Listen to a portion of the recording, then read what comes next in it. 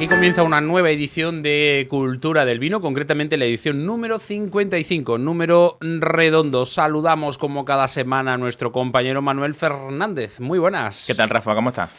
Muy bien. Hoy tenemos sorpresa. El día que Manu Fernández llegue al programa y diga, no, hoy no traigo nada y tal, me preocuparé. Diré, Manu está de bajón. No, bueno, yo llevo toda la semana dándole vuelta a que me decís, llevo toda la semana de bajón. Digo, no, hombre, no. No. Toda la semana dándole vuelta a ver con qué puedo sorprender a Rafa Guerrero. No es fácil, ¿eh? Bueno, sí, todo lo contrario. Es muy fácil. En el mundo del vino y en muchas cosas en la vida es muy fácil de sorprenderme. Pero hoy, en este programa, aparte del vino que tenemos aquí, que ahora nos adelantará Manu algo, también tenemos invitado y, ojo, cuidado, invitadísimo. Un number one. Vamos a tener con nosotros nada más y nada menos que a Fernando Mayoral. Fernando, ¿quién es Fernando? Mi amigo Fernando. Tu amigo Fernando. Yo tengo la suerte de haber conocido en este mundo a grandes personas y yo creo que Fernando es de esas personas que debes de conocerlo sí o sí. No solamente en el ámbito de la sumillería, que es un número uno, y además es un número uno indiscutible. Porque es el actual campeón de España de sumillería. Estamos diciendo actual porque en breve va a ser la nueva edición, ¿no? Sí, por eso aprovechamos para un poco que nos haga el relevo de no despedirlo de campeón de España, porque campeón de España va a ser siempre, pero para ese paso que el día a día se vuelva otra vez a hacer el concurso nacional y decirle, bueno, pues qué experiencia ha tenido como siendo el número uno. Claro que sí. Y este programa, como es el número uno de los vinos, del mundo del vino, iba a decir en España, yo digo en el mundo entero, porque ¿por qué? Si no tenemos, como se suele decir, abuela, pues lo decimos nosotros. Así que entre Fernando y según me ha dicho Manu, nada más sentarnos en esta silla off the record, fuera de micrófono, me ha dicho, hoy te traigo, Rafa, un caramelito de la Sierra de Gredos. Ahí lo vamos a dejar. Y ahora después vais a conocerlo. Así que, sin más, damos comienzo a una nueva edición de Cultura del Vino, edición número 55.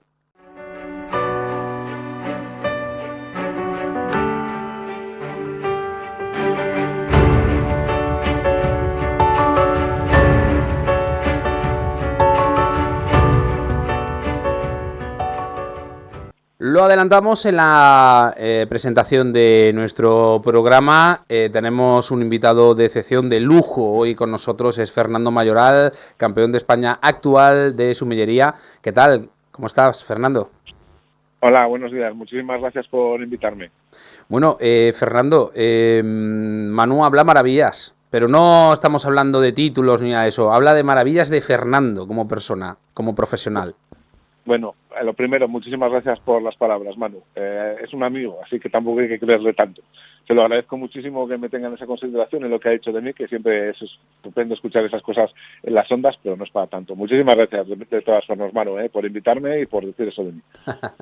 Fernando, darte la bienvenida al pueblo que de momento me ha acogido, que es La Carlota. Y yo quisiera empezar una pregunta, porque yo podría estar hablando de Fernando Mayoral un día o incluso dos sin parar, que serían unas 48 horas perfectamente. Pero para Fernando Mayoral, ¿quién es Fernando Mayoral? Hombre, esa es muy buena pregunta. Ya tengo cierta edad como por haberme conocido un poco. Soy hostelero. Esa es realmente creo que es lo que de verdad soy. Toco más palos, pero yo soy hostelero de tercera generación. Mis abuelos tenían bares, mis padres tenían un restaurante, muchos tíos míos tenían bares y restaurantes, y yo pues cogí el testigo de un restaurante que tenemos al lado de la catedral, y pues desde pequeño. Yo con 6 años rellenaba las cajas, ordenaba el almacén, con 8 años ya ayudaba a hacer cafés, a poner los postres, y eso ha sido. Entonces, claro, la formación de hostelero antiguo no tenía nada que ver a lo de ahora, porque el hostelero tú nacías y simplemente pasabas por todos los puestos que tiene la hostelería, incluido cocina. Así que yo he pasado por todos los lados. Así que mi formación es de hostelero. Luego es verdad que me dediqué un poquito más al vino y la verdad el vino cambió mi vida, como bien puede decir Manu, y seguro que lo dice todas las semanas.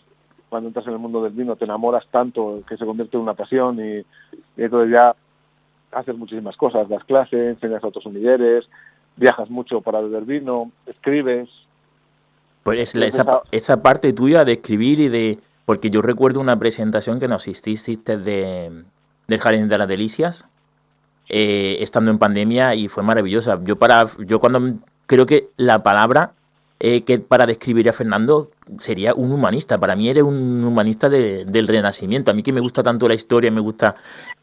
abarcas tantísimo y tocas tantísimas cosas que es que no podríamos solamente quedarnos con ese Fernando Sumiller, sino ese Fernando que toca muchísimas cosas, que ha escrito sus libros, que sabe de arte, que sabe de literatura, que sabe de música.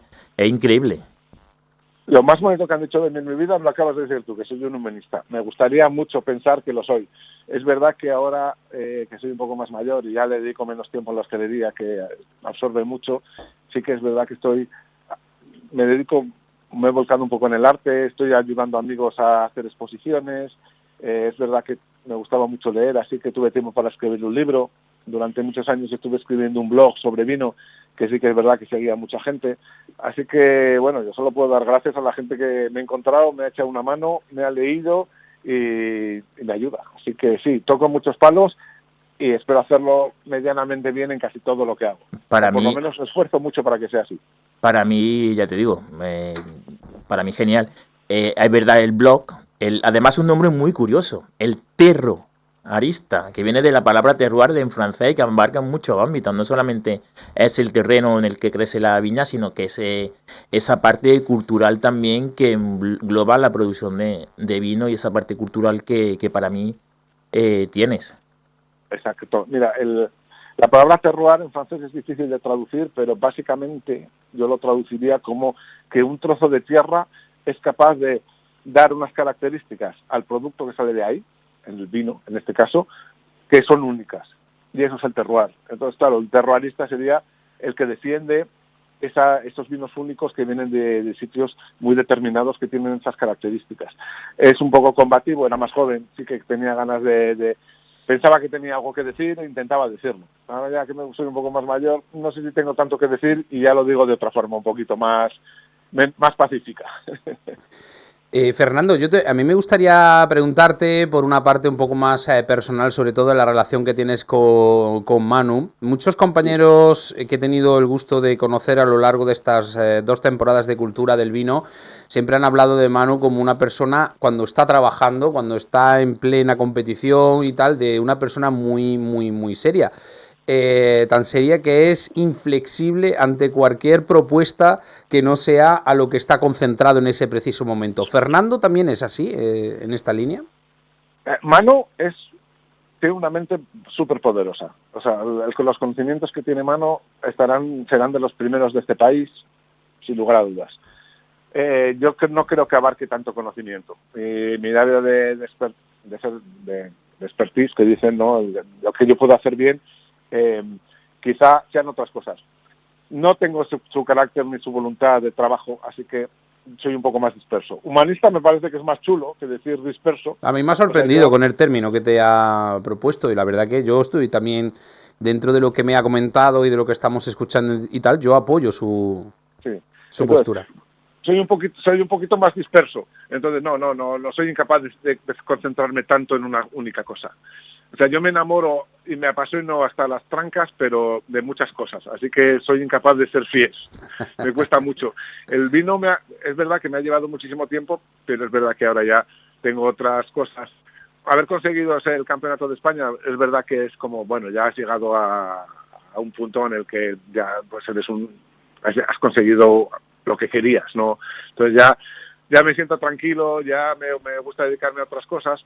Y sí que me gustaría hacer una referencia a la cata que ha dicho del Jardín de las Delicias. Realmente esa es una de las catas más chulas que he hecho y me alegró mucho compartirlo con mis compañeros porque sí que fue especial, la verdad. Estábamos en pandemia, poder conectarse con todos y poder hablar de arte, que a mí me gusta mucho, con todo el mundo y mezclarlo con vinos, pues me pareció una propuesta muy chula y gracias por haberlo comentado, Manu, porque para mí fue muy interesante. Yo siempre voy un poco en la línea, mis preguntas van un poco, Fernando, en la línea de conocer al profesional, al personaje, si me permiten la expresión. Sí. Y yo el otro día estaba viendo un rato la tele, de las pocas veces que tengo tiempo de ver tele, pero estabas ahí un poco yo así en plan, como tú bien has comentado, disperso, y me salió así haciendo zapping. Dio la casualidad que pasé por dos canales, uno que estaba echando un concurso de estos de costura o de alta costura o no sé qué historia, y luego después también por el MasterChef con el tema. Yo he hecho en falta, no sé, vosotros como profesionales, en este caso estamos hablando con un campeón y con un subcampeón de España, ¿no creéis que ya va siendo hora que en los grandes medios generalistas le echen ya cuentas a esto? Y bueno, ¿por qué no decirlo? Hacer un reality show. Si hacemos un reality show de todo, ¿por qué no del vino? Yo creo que sería muy interesante para hacer llegar al gran público esta cultura que yo creo que está bastante desconocida en España, porque hay muchos tabús y eso es lo que estamos intentando hacer aquí en nuestro programa, derribarlos. Vamos a ver, 100% de acuerdo contigo. Y sin duda es así. Lo que ocurre es que el vino aunque esté considerado un alimento, no tiene alcohol. Así que no es lo mismo que comer, hacer pasteles o hacer cosas en casa que la gente más o menos lo puede replicar. El vino simplemente es abrir una botella y bebértelo. Y eso ahora mismo las autoridades sanitarias no creo que estén muy dispuestas a ello. Eso sería una pequeña pega, que el vino tiene alcohol. La segunda es que lo mismo que es muy espectacular el trabajo de cocina, el trabajo de sommelier es muchísimo más interior. O sea, realmente hay una cosa muy curiosa en esto. Fijaos, los cocineros son creativos pero no salen a la sala. Los camareros, teóricamente, son menos creativos, pero están en contacto con el cliente. Son dos trabajos totalmente diferentes, casi en concepto. Creo que deberíamos hablar de la creatividad de la sala.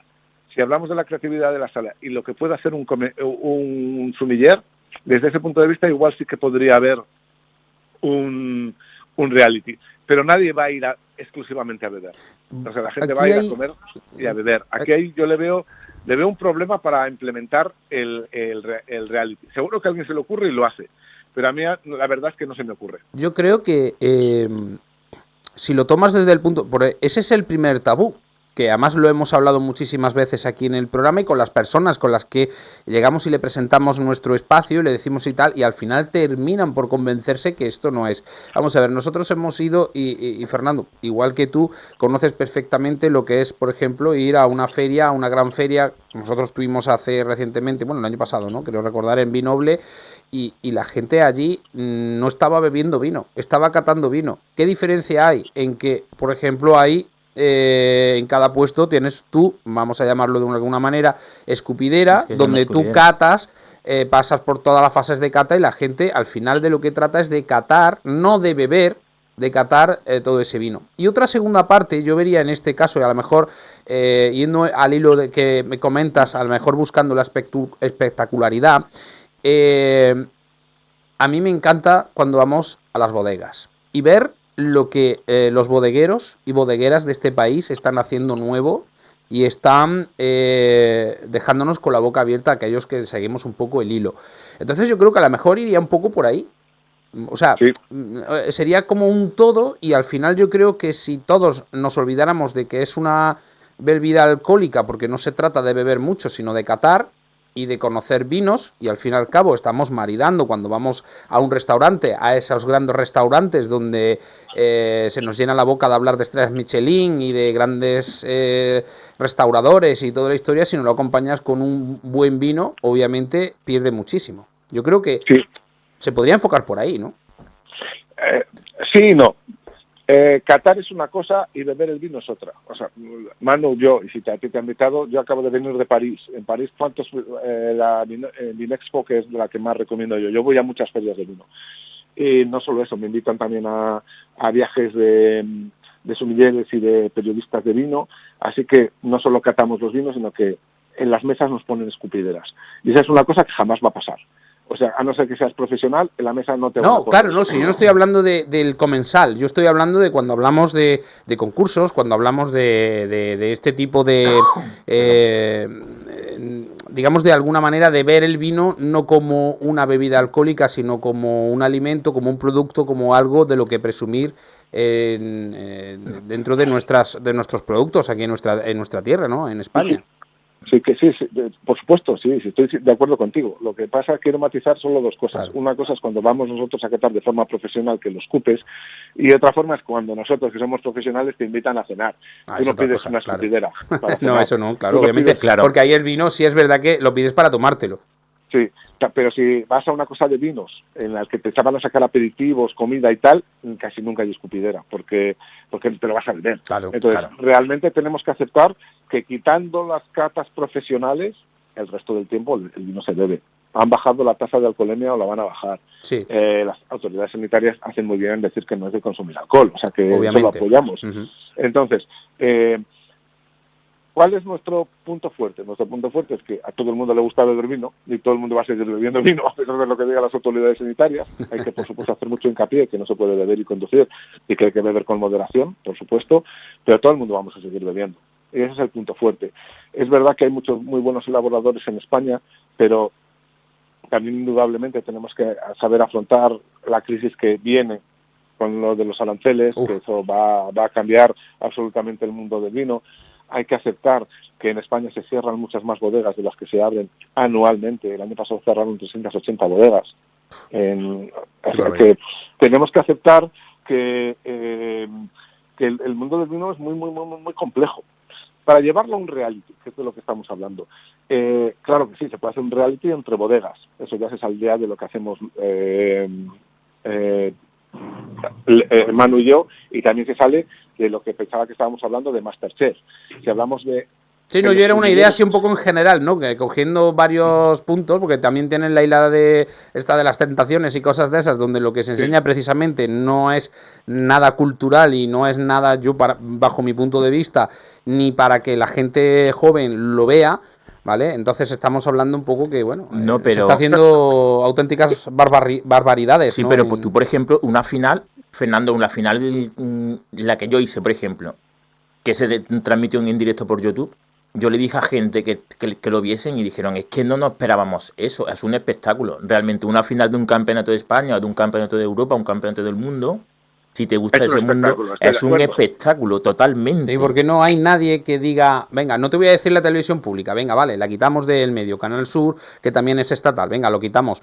Pero, por ejemplo, aquí hay televisiones y todo esto, eso darle un pequeño palito, porque siempre nos vamos a lo mismo, nos gastamos una millonada en hablar, en pagarle a gente que no ha hecho nada en su vida, como mucho ha sido hasta encarcelado o encarcelada por alguna cosa, y sin embargo no podemos apostar, por ejemplo, por un campeonato de España, una final de campeonato de España de sumillería, por ejemplo.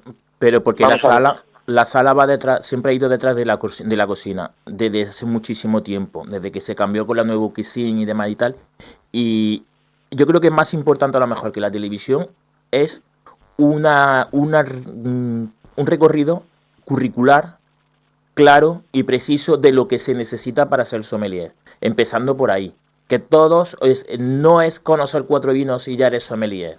No, tú tienes que tener un recorrido, tienes que saber determinadas cosas.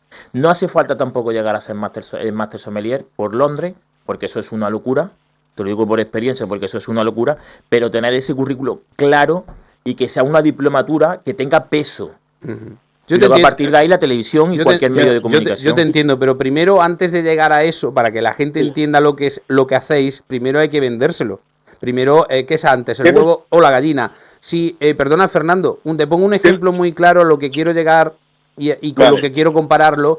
Y es, por ejemplo, tú a ciertas horas de la noche, la mayoría de los canales de televisión te están echando concursos y campeonatos de póker. Y eso es juego. Y el azar, entonces, los juegos también aquí en este país también están, digamos, de alguna manera castigados. Entonces yo creo que hay cosas que en su contexto son mucho peor o hacen más daño en la sociedad, por ejemplo, que hacer, por ejemplo, como bien habéis comentado, retransmitir un campeonato de Europa o de España de sumillería, por ejemplo, cuando estás viendo que es un espectáculo, ¿no? Creo yo. Tienes razón en todo lo que has dicho, existe una doble moral a la forma de evaluar las cosas. O sea, poniendo un ejemplo, traído un poco por los pelos, mata muchísimo más el azúcar que el alcohol. Y sin embargo hay concursos de postres. O sea que, porque la diabetes mata muchísima más gente que el Totalmente. alcohol.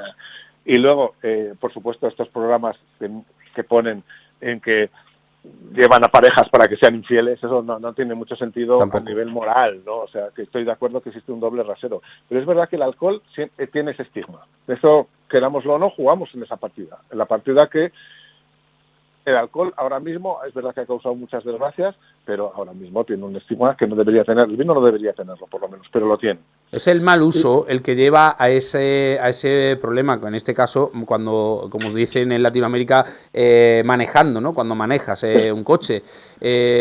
Pero a nivel de tal, si tú haces, como todo en esta vida, lo haces correctamente y lo haces en su debida medida, porque el que tú tomes en una comida con amigos y te deleites, lo mismo que te está deleitando, pues con otro producto, como tú bien has dicho, con una tarta tres chocolates, que eso va cargado de azúcares hasta las trancas, como si me permitís la expresión, que te tomes una copa de vino, un buen vino, tampoco yo creo que es una cosa que no estamos haciendo, y quiero que esto se entienda en apología del alcohol ni nada por el estilo. Lo que estoy intentando hablar con dos personalidades del mundo de la sumillería, en este caso es como dice Fernando, esa doble moral que tenemos con muchas cosas en esta sociedad. Sí. Más o menos. Luego, sí, con respecto a hacer un reality, estoy totalmente de acuerdo con vosotros. Obviamente le hemos dado muchas vueltas. Yo escribí, de hecho, un guión para un documental que, de hecho, se rodó, pero justo cayó la pandemia cuando tal y ahí se ha olvidado. Ya, la verdad es que una vez que pierde un proyecto de esos, estando rodado, pierde un poquito de tal. Sí, yo vi luego el documental y digo, si no, esto va solo para expertos. Es verdad que es muy difícil poner... Mira, te voy a poner un ejemplo. Hay una película que seguro Manu ha visto, se llama Som. Som Sí. ha sido un exitazo a nivel profesional. Lo hemos visto todos. De hecho, ha sido un exitazo tal que han hecho Som 2, Som 3. Yo creo que resulta interesante para cualquiera, aunque no te guste el vino. Pero no sale del ámbito del vino. Eso siendo un super éxito a nivel mundial. Sí, pero Fernando, luego tienes, por ejemplo, de la misma serie, tienes El Sommelier, que sí está más ambientado a que el público en general pueda ver una película que gira alrededor del mundo de la sommeliería, pero más tipo película, no tipo documental. Esa no va alrededor de la somillería. El escenario es la somillería, pero todo lo que dice es mentira de vino. O casi todo. Ya. Entonces... Eso pasa mucho en el cine, que lo Sí. encauzan a una temática, pero luego no tiene nada que ver. Pero bueno, cuando ves la película ya te preguntan qué es un Master Sommelier, Eso sí, cuáles eso son sí los es verdad. estudios, tal. Entonces, al final, Eso sí es verdad. y hablando un poco y poniendo... Aprueba el Master Sommelier estudiando un año. Esto es imposible. No. Eso es imposible. Ya está, o sea, es parte de una premisa que no es posible. No, porque, a ver, yo para las van llevo, ¿cuánto? 5 o 6 años y de una vez me han cargado y yo cuántas horas le dedico a estudiar. Si no son 3 o 4 horas diarias, no le dedico ninguna. Exacto. Pues prácticamente Entonces, todos los días. Yo cuando me dice Manu que lo han cargado en un de digo, madre mía, ¿quién está examinando? ¿Quién se presenta ahí? No, Con esta cabeza que tiene. La gente son monstruos, la gente que está allí. Mira, te voy a poner un ejemplo para que la gente pueda entender lo que es Master Sommelier. El Master Sommelier se creó en el año 1969 en Inglaterra. El primer Master Sommelier lo consiguió el título en el año 1976. O sea, tardaron 7 años en dar el título al primer Master Sommelier, que por supuesto era un genio. Si tú echas un cálculo de cuántos premios Nobel hay desde 1969 a día de hoy y cuántos Master Sommelier, hay menos de la mitad Master Sommelier que premios Nobel. Es más fácil conseguir el premio Nobel que ser Master Sommelier. Madre mía, Sí. Yo al nivel de... Ese Es un dato real, ¿eh? Ese dato es demoledor, sí. Bueno. Hay menos de 300 Master Sommelier. O sea, aprobar el examen ese es dificilísimo. Dificilísimo. Pero aquí, claro, aquí está Manu, aquí a pico y pala. A mí me falta todavía. Yo casi el Advan casi me lo traje en su momento. Bueno, pero también tenemos por otro lado también el diploma de la ASI, que también, sí. que al final de momento solamente somos 4 los que lo tenemos en España a nivel oro, que también hay que estudiar. Sí. Que a mí me gustaría ese examen, que lo tengo en casa, el otro día justo lo estaba hablando con mi mujer. Y daba muchas preguntas acertadas, pero porque eran de general de plantas en general, de medio, de Oidium y demás, pero cuando ya te metes en zonas, en subzonas y en regiones y en variedades, es una locura. Es una locura, sí. Oye, Fernando, a nivel particular, a nivel ya personal tuyo, ¿cuándo es la prueba del Campeonato de España? ¿Cuándo pierdes el título? Si no, porque presentarte, ¿te presentas a revalidar o no? No se puede, está prohibido Está prohibido. revalidar. Aparte, es muy probable que tengas mucho que perder y poco que ganar. Así que ninguno nos presentamos. Pero aparte, la normativa no te lo permite. Tú ya has sido campeón y eres campeón, como ha dicho Manu, siempre. Yo ya puedo decir que soy campeón de España, digo el año, 2024, y ya está. Ahora lo que se tiene que dirimir es quién va al Mundial y quién va al Europeo. Así que sí, me presento intentando conseguir una plaza para representar a España internacionalmente. ¿Y cómo te ves?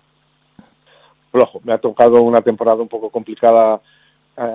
Tuvimos el edificio del restaurante es nuestro, se quemó en septiembre del año pasado. Jolines. Y ahora estamos con muchísimas movidas de las obras, ayuntamiento, seguros, así que un poco menos. Este año no estudio mucho, la verdad. Voy a presentarme porque me dan un premio como mejor sumiller del año 2024 en la revista Gourmet y tengo que ir y luego me presento para estar con los compañeros y tal, pero pocas posibilidades, pocas.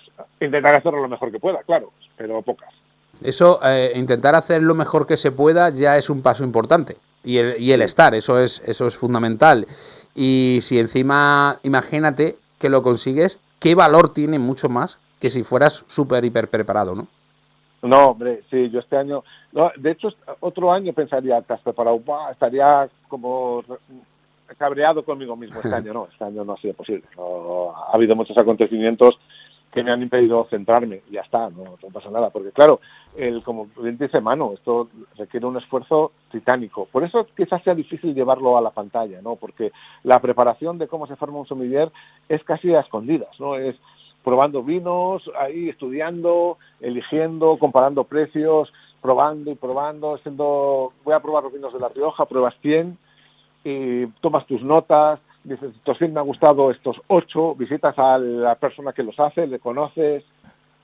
Es un mundo fascinante, Fernando, es un mundo fascinante en el cual os movéis. Yo que lo estoy conociendo ahora un poquito, pero un poquito solamente rasgando, porque tampoco lo que es mi trabajo no me permite el acompañar mucho más a Manu, y me gustaría, y mira que alguna vez que otra hemos tenido ahí que me ha dicho, ¿te vienes? Digo, que voy, y al final, por circunstancias de trabajo, por mis compromisos, no he podido, pero la verdad que cuando hemos salido, la verdad que he disfrutado muchísimo, porque he conocido gente como tú, Fernando, que sois, aparte de vuestra profesión, aparte de vuestros conocimientos en este campo, aparte pues me estoy encontrando también gente muy, muy, muy especial, y si me lo permitís el halago, que no se suele encontrar en otras ramas, y ya no voy a hablar de la hostelería, digo en general, a nivel profesional.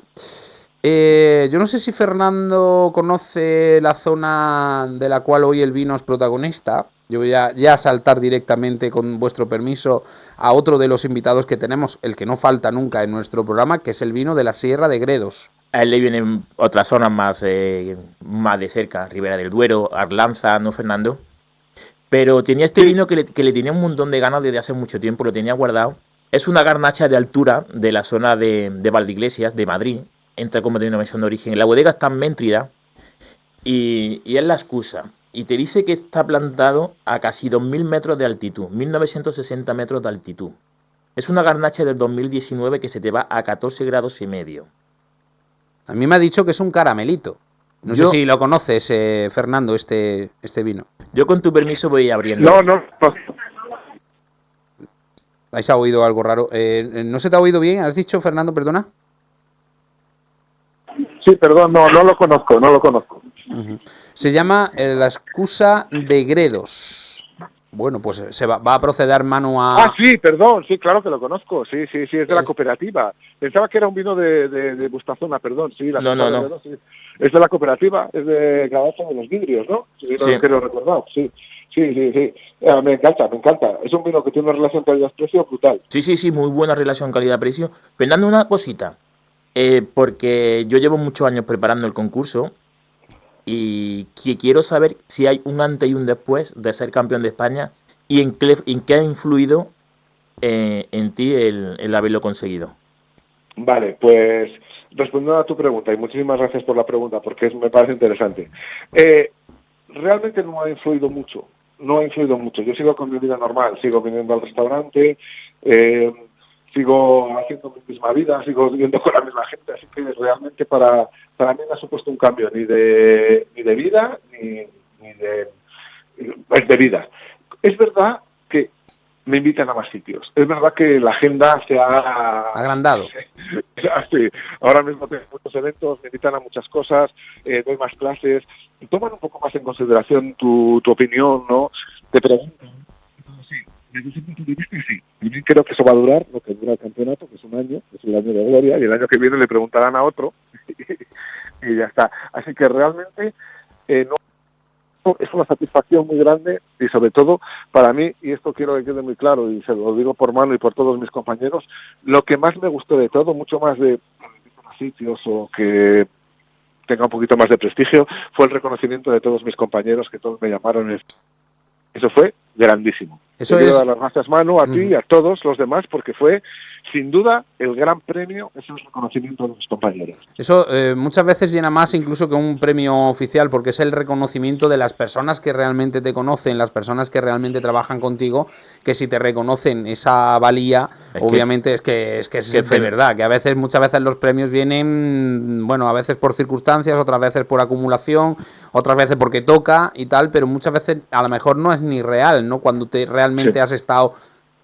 Si lo comparamos a lo mejor con el deporte, con tu pico de forma o con el momento más dulce, ¿no?, de tu carrera. Sí, porque aparte no pierdas que este año campeón de España, pero Fernando ya fue también tercer campeón de España, o sea, tercera posición en el 19, si no me equivoco, ¿verdad, Fernando? Sí. Y muchos años entre los 10 mejores de España. Yo son de la gente que cuando yo empecé, porque yo vengo a este mundo un poco más tarde, ya estaba Fernando ahí dando guerra, empujando y dice, ostras, gente que en principio admiras, que las tienes como referencia, que luego resulta que las conoces personalmente y esa admiración se convierte en cariño, se convierte en decir, ostras, es que es mi amigo. Claro. Y eso es muy importante, decir, ostras, la tenía ahí, yo la veía como algo muy difícil, porque yo realmente no empiezo en este mundo buscando el reconocimiento de ser campeón de España. Yo empiezo diciendo, o haber conseguido lo que conseguí en el currículum, quiero conocer gente que le guste las mismas cosas que a mí y que me apasiona las mismas cosas que a mí. Claro. ¿Cómo puedo hacerlo? Pues yendo a competir en esto que me dijeron, hay un campeonato y tal, ¿por qué no vas? El primer año no rasco bola porque es imposible rascar bola, muy difícil, claro. Es muy difícil, a no ser que tú realmente vayas con una mentalidad ganadora de decir, es que yo voy a preparar esto. Yo fui a probar, al año siguiente fui otra vez a probar, un poco por circunstancias, y ya me entro entre los 10 mejores y ya voy poco a poco creciendo. Claro. Pero eran de las figuras que dices que la tienes ahí iluminándote un poco el camino y el recorrido. Va un poco por ahí, ¿no, Fernando? El hecho de, como bien has comentado, la agenda pues aprieta un poquito más, todo eso, el reconocimiento de llegar a un campeonato de España, quedar entre los 3 primeros, obviamente eso te ayuda luego después a seguir trabajando. Habrá veces que cuaje más y otras veces cuajen menos, pero al fin y al cabo ahí está. Exacto. Acaba de servir, nos encanta, de verdad, estamos súper orgullosos de tenerte con nosotros. Es una pena que todavía a nivel de, mira, con tanta IA, inteligencia artificial y todo eso, no puedas estar con y que no puedas estar aquí, de vino. Exactamente, que puedas, aunque como ya has comentado lo conoces y tal, pero bueno, así a primer golpe de vista, nos gustaría que iniciaras tú, porque estamos ya en la fase de la cata en el programa, con las copas servidas, ya la ha servido Manu, pues un poco lo que conoces de este vino, y ahora nosotros ya, o Manu en este caso, ya irá complementando con la cata física. Sí, pues es vino de Gredos, creo que es la parte, bueno, es la carta de Madrid, claro, porque es de Cadalso de los Vidrios, viñedos de altitud. La altitud siempre es muy importante, sobre todo en la zona central de España, porque hace mucho calor. Entonces, para que un vino sea bebible, tiene que tener acidez. La acidez es esa sensación refrescante, que cuando tú lo bebes te quieres seguir bebiendo. Entonces, cuanto más altitud tenga, mejor. Este vino, los viñedos están entre 900 y 1100 metros, y como veis, tiene un color muy clarito. La garnacha, la garnacha, parece que lo estoy bebiendo, ¿eh? Sí, parece que está aquí. Has dicho un color clarito y digo, está aquí, ¿dónde está? Está escondido aquí detrás. No, entonces, no, es que yo eso lo he probado muchas veces. Y ese es el color de la garnacha de la zona de Gredos, porque la garnacha es la variedad que mejor se adapta a la zona. La garnacha nació en una zona de calor, así que la zona de calor es más oscura, tiene más cuerpo, o sea, incluso un grado alcohólico más alto. Sin embargo, la zona de Madrid se expresa clarito, menos alcohol, mucho más refrescante, y cuando lo probéis vais a ver eso, una sensación que más... Yo siempre diferencio los vinos entre los que llenan la boca y los que pasan rápido. Este pasa rápido, lo vais a ver. Y es cuando te lo tragas, cuando da su elegancia. Y es increíble para un vino que vale mucho menos de 10 euros. Sí. O sea, es un vinazo a un precio bastante asequible. Sí, a mí me gusta traer vinos en relación calidad-precio muy buena. Precios que es muy raro que aquí abramos vinos que se suben de los 15 euros, sobre todo para que la gente que quiera disfrutar de una copa de vino sin gastarse un dineral lo pueda hacer. Eso no quita que en España hay grandes vinos con un precio superior a los 15 euros, por supuesto, pero para llegar a la máxima gente posible. La idea de este programa es llegar a la máxima gente posible y que no sean solamente gente que entienda de vinos, sino el máximo posible. Hay muchos programas que son muy técnicos. Muy y ahí técnicos.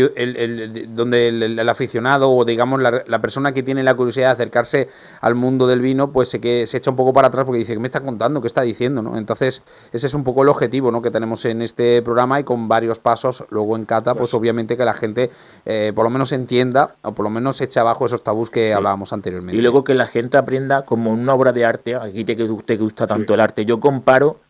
Para mí el vino es un arte. Yo por eso también he dicho que eres un humanista, porque entiendes de arte, que vino, que para mí es un arte igual que la pintura, igual que la escultura, igual que la literatura.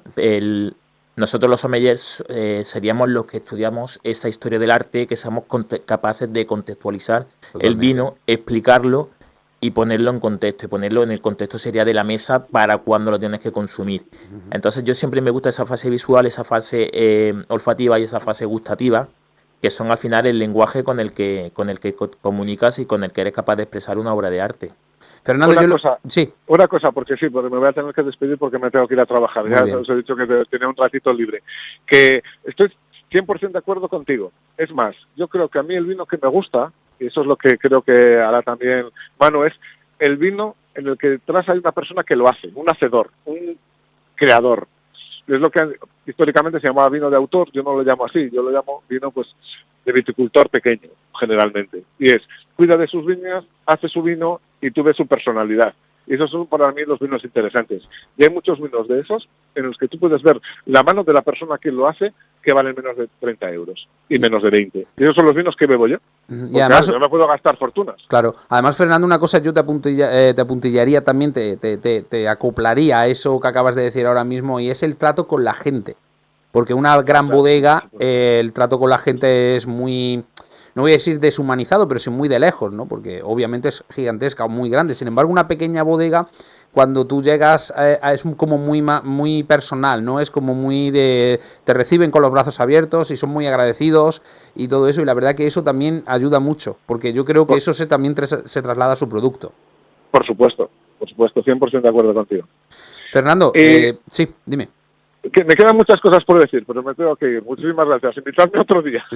Cuando quieras, esta es tu casa. Aquí está, en tu casa. Y nada, oye, un abrazo, un orgullo de haberte tenido aquí con nosotros en el programa de hoy. Muchísimas gracias por invitarme, porque el siguiente tema para hablar sería que hay un desfase entre la cocina y la sala la tenemos que empujar y para que sea mejor. O sea, si yo te pregunto cuál es la mejor cocina del mundo, podríamos discutir, pero España va a estar de las 3 primeras, si no la primera. Casi seguro. Y si te digo cuál es la mejor sala del mundo, España está muy atrás. O sea, tenemos un largo camino que recorrer. Gente como Manu ayuda a recorrerlo, programas como este ayudan a prestar atención a la parte de la sala, que para mí es igual de importante o más que la cocina. Claro que sí. Y gente como tú, Fernando, nos hace las cosas muy sencillas, y para mí es un honor, un placer tenerte aquí y escucharte. Esta es tu casa, Fernando. Un abrazo muy fuerte. Gracias. Venga, pasad buena mañana. Gracias. Adiós. Gracias a ti. Hasta luego.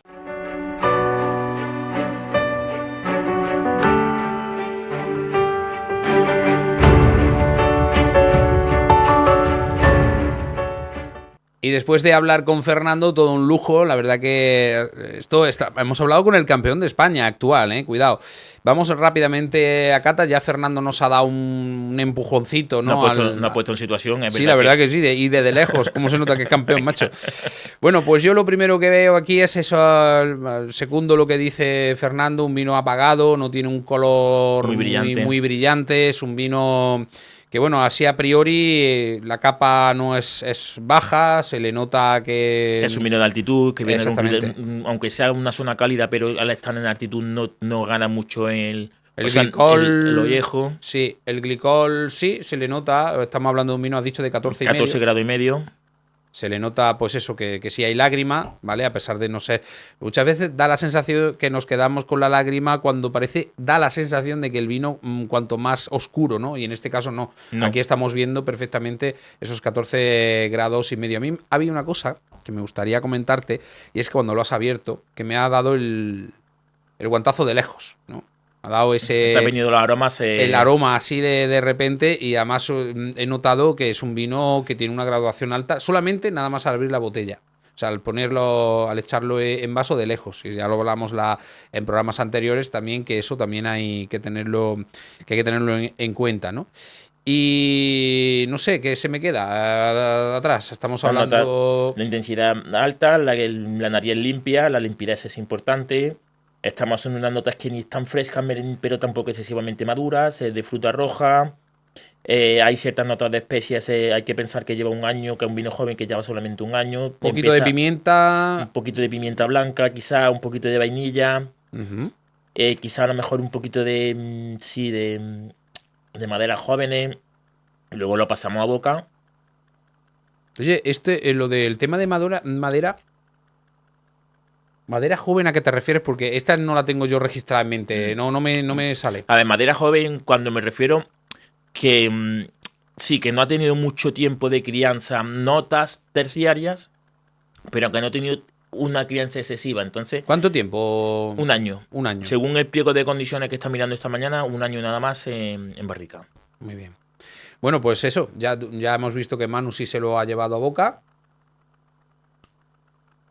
Luego la acidez, que es lo que decía Fernando, como el paso es muy ligero por boca, como el alcohol aún siendo alto no te carga excesivo, y como vuelvo otra vez al tragarlo en el retronasal, como te vuelven otra vez a surgir esas notas de fruta roja, de especias, de...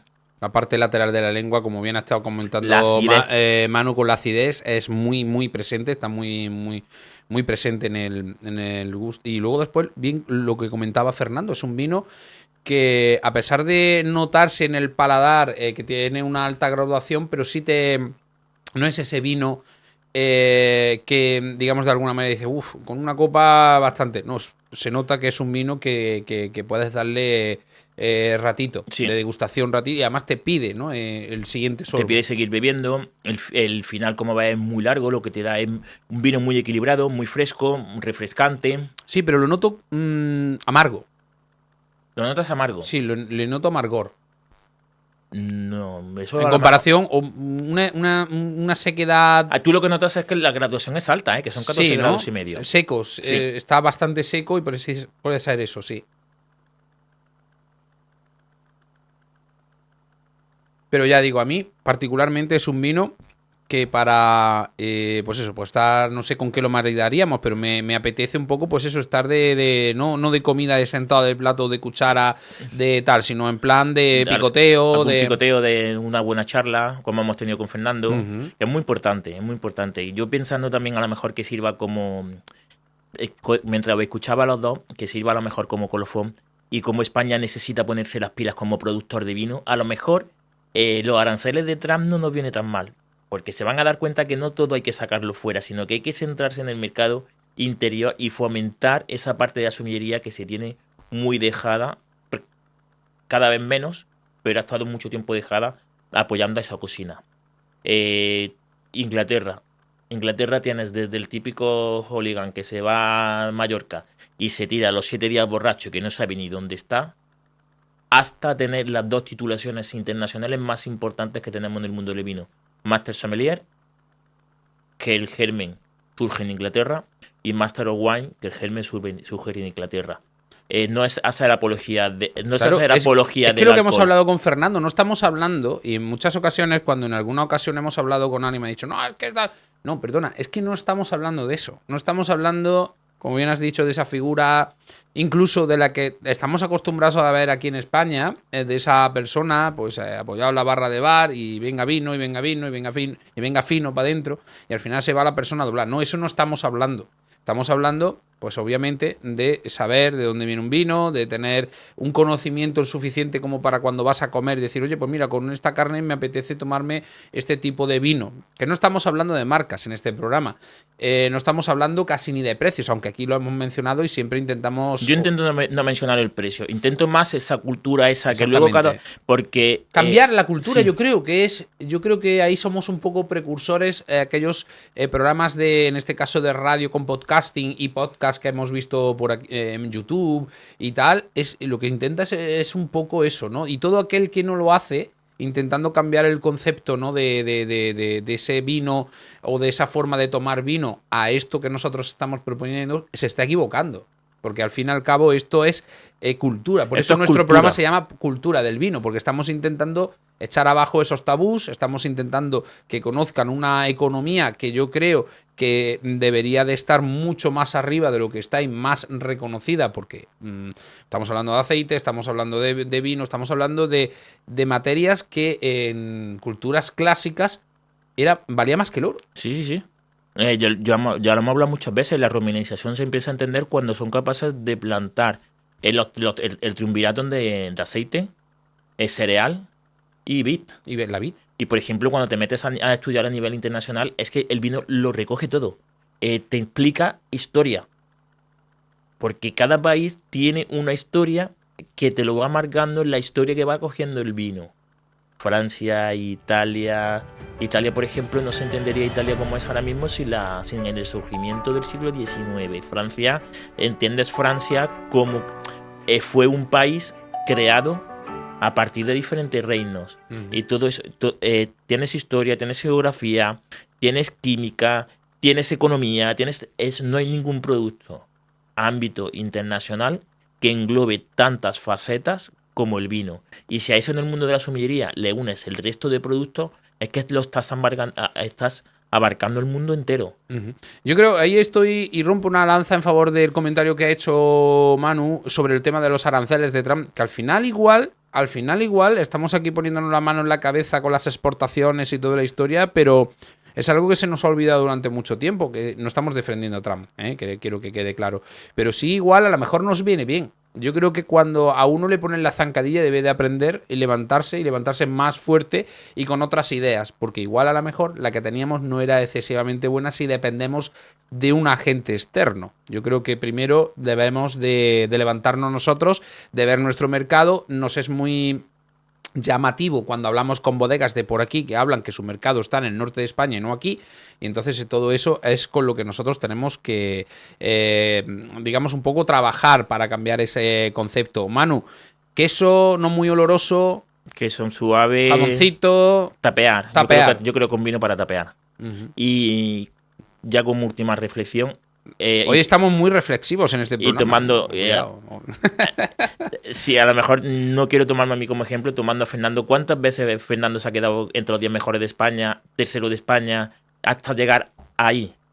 Lo importante no es las veces que te caigas, lo importante es las veces que te levantes. Efectivamente, eso es lo importante, ¿eh? Ya lo decían por ahí, ¿eh? Cuando le preguntaban a Miguel Indurain que había ganado 7 Tours y le decía, sí, pero he perdido 20. Eso es lo importante, el llegar al año siguiente, levantarse y decir, lo voy a intentar otra vez y otra vez, hasta que al final pues se consigue. Y de hecho aquí tenemos ejemplos, nuestro invitado en el día de hoy, Fernando, y nuestro compañero Manuel Fernández, que no hay manera de bajarlo del burro. Amigo, ¿vamos a conservar la botella? Todo tuya.